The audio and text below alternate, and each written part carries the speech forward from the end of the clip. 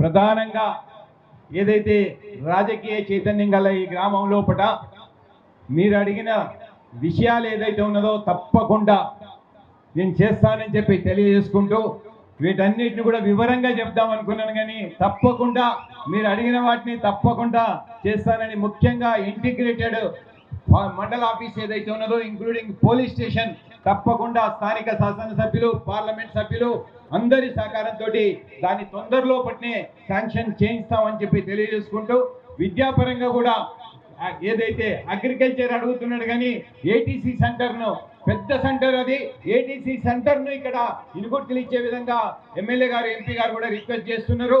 ఇక్కడ ఉన్న అందరూ కూడా రిక్వెస్ట్ చేస్తున్నారు ఏటీసీ సెంటర్ను ఒక 10 ఎకరాల జాగా లోపల ఏర్పాటు చేసే విధంగా చేస్తానని చెప్పి తెలియజేసుకుంటూ, ఇవాళ ఏది ఉన్నా పక్కనున్న దాని లోపల కేసముద్రాన్ని మున్సిపాలిటీ చేసుకున్నాం, ఆడ పాలిటెక్నిక్ ఇప్పించుకున్నాం, డిగ్రీ కాలేజ్ చేసుకున్నాం.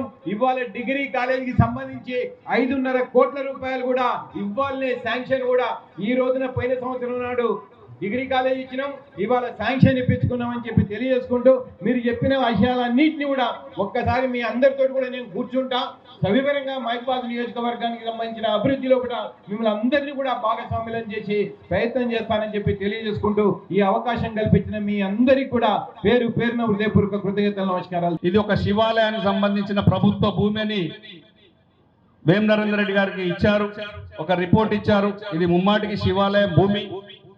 నేను అయ్యగారులను ఒప్పిస్తాను, వాళ్ళకి వేరే దిక్కున భూమి ఇవ్వడానికి కూడా నేను వాళ్ళని ఒప్పిస్తాను.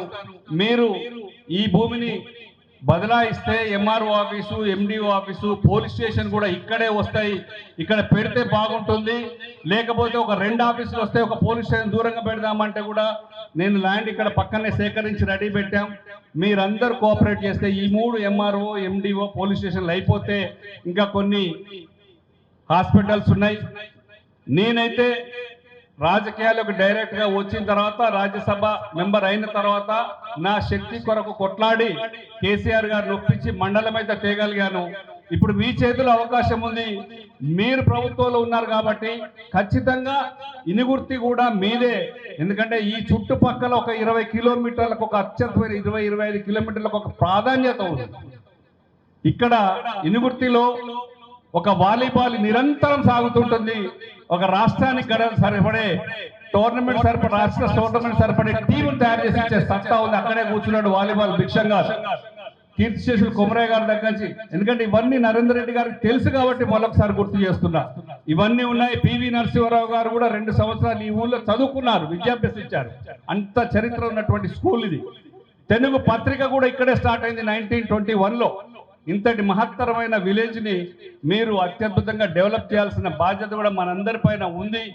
ఇంకోటి ఏంటంటే, నేను చదువుకున్న స్కూల్ ఇది ఇక్కడ శిథిలావస్థలో ఉంది. నేను ఒక రాజ్యసభ సభ్యునిగా పెట్రోలియం అండ్ న్యాచురల్ గ్యాస్ కమిటీలో స్టాండింగ్ మెంబర్గా ఉన్నాను. దాదాపు 6 నుంచి 7 కోట్లు మా సంస్థల నుంచి నేను సిఎస్ఆర్ ఫండ్స్ తీసుకొని ఒప్పించుకున్నాను. కానీ మహబూబాద్ కలెక్టర్ గారు ఎన్ని పర్యాయాలు చెప్పినా కూడా ఆయన లెటర్ ఇవ్వడం లేదు.